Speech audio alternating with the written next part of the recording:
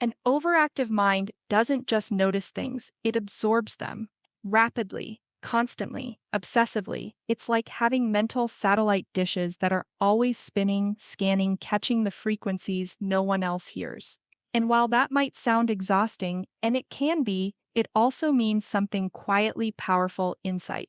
A hyper-aware mind is often the first to pick up on inconsistencies in people's behavior, the subtle shift in someone's voice when they're not telling the truth, the way someone's face changes ever so slightly when they're hiding sadness behind a smile. You don't just walk into a room, you feel it, you read it. This ability to observe on a deeper level often develops into a kind of emotional intuition. And while it's easy to dismiss this as overthinking, it's actually a form of highly tuned perception. You notice patterns, you catch things others don't, you understand motivations before people explain them. But this superpower isn't loud. It's quiet, it doesn't boast or demand credit, it just sees. This kind of insight can make you a trusted friend, a brilliant strategist, or even an artist who sees the world from a completely different angle. It can also give you a deeper understanding of yourself, not always comfortable, but incredibly powerful. Of course, it's easy to drown in all this perception,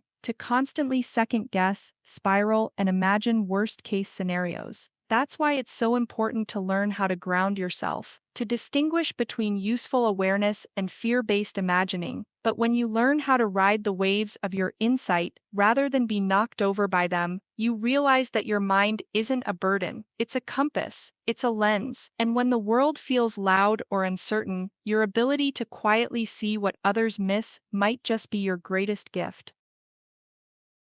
Most people think in a relatively straight line. One thought leads to the next. A problem presents itself, and the brain moves forward like a train on a single track. But if you have an overactive mind, your thoughts don't move in a line. They fan out in all directions, like music from a dozen instruments playing all at once. You hear the melody, but also the hidden harmony. You don't just consider the obvious answer, you see the 4 backup plans, the potential detours, and the invisible consequences all layered together. It can feel chaotic. You might be working through a conversation you had this morning while planning dinner, worrying about tomorrow's deadline, and revisiting a childhood memory, all within the span of a single minute. It can be overwhelming, distracting, draining even. But hidden in that mental noise is a kind of brilliance. This layered thinking allows for complex problem-solving, creative innovation, and big-picture awareness. You're not trapped in the current moment, you're already 10 steps ahead.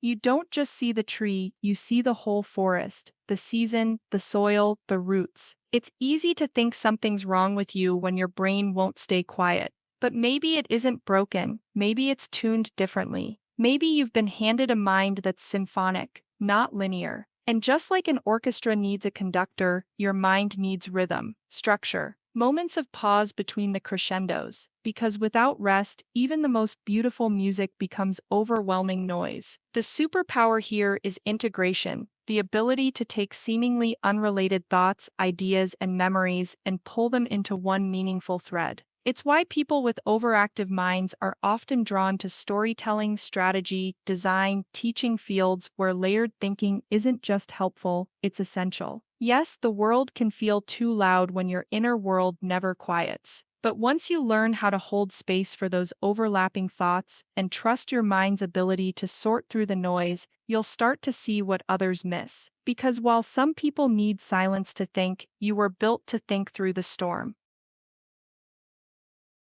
To the outside world, you might look calm, quiet even. You might be the person in the room who doesn't speak first, the one who listens, the one who waits. But inside, there's lightning. The overactive mind doesn't rest just because your body is still. In fact, stillness sometimes intensifies it. You may look serene, like a glassy lake on a windless day, but beneath the surface, your thoughts are flashing at 1,000 miles an hour. And while it can be exhausting to carry that constant mental movement, it can also be a source of raw, untapped strength. Because this kind of mind can build entire worlds while sitting silently in a coffee shop, it can generate insights, solutions, and ideas that feel like they came from nowhere. It can spot the flaw in a plan, the beauty in a moment, the urgency in a silence. The world often associates power with volume, with noise, with speed, with visibility, but true power, lasting power, is often quiet, like a tectonic plate shift, like an undercurrent. If your mind is constantly working beneath the surface, you might not always feel seen or understood. People might assume you're shy, or distracted, or aloof, but the truth is, you're running an entire weather system behind your eyes.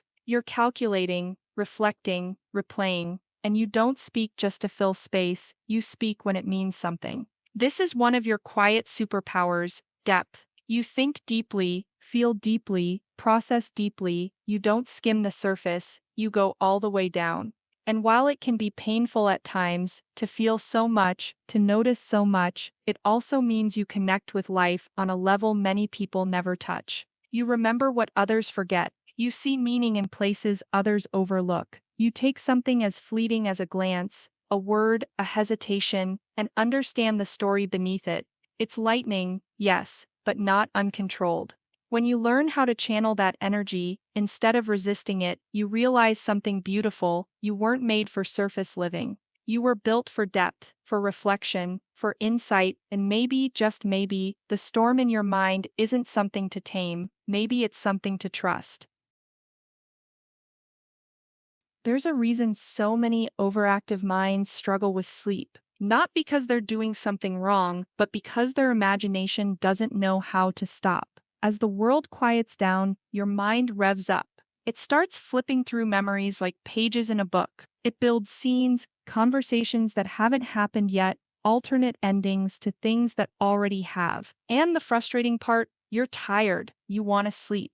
You beg your brain to stop, to pause, to go dark, but imagination doesn't answer to logic. It moves on emotion, memory, meaning. It runs on loops and tangents and flashes of insight that don't fit neatly into bedtime schedules. This can feel like a curse, like your brain is working against you instead of for you, but it's actually evidence of something extraordinary, a mind that's never content with the surface. Overactive minds build entire universes in the dark. They're the ones who dream while they're awake, the ones who can imagine what doesn't exist, not just in fantasy but in possibility. You picture better futures, richer conversations, more meaningful connections. You reimagine the past and rewrite the story, not because you're obsessed, but because your mind is wired for narrative. This is imagination as survival, imagination as intelligence, imagination as emotional processing. It may cost you sleep sometimes, but it also makes you resilient, hopeful, endlessly creative. The world is shaped by minds like yours, the ones who stay up late asking, what if? The ones who imagine new systems, stories, and solutions in the stillness of night. Yes, boundaries help. Yes, you'll have to train your brain to slow down. Meditation, journaling, breathwork. These aren't cliches, they're tools. They won't erase your imagination, but they can give it structure. They can create space between the spark and the fire. You don't have to silence your thoughts to rest. You just have to let them settle. Like glitter in a shaken jar, give it time and clarity returns. Because the same mind that keeps you awake at night is also the one that sees the world in color when others see only black and white. Your imagination isn't the problem, it's your gift. There's a quiet kind of genius that lives in noticing what others overlook, noticing what's unspoken, noticing the micro details that slip past everyone else. People with overactive minds are often dismissed as distracted, but what's really happening is the opposite. You're paying attention to everything. You catch the shift in tone when someone says they're fine. You remember the thing they mentioned in passing 3 weeks ago. You spot patterns in behavior, in emotion, in the way people protect themselves with silence.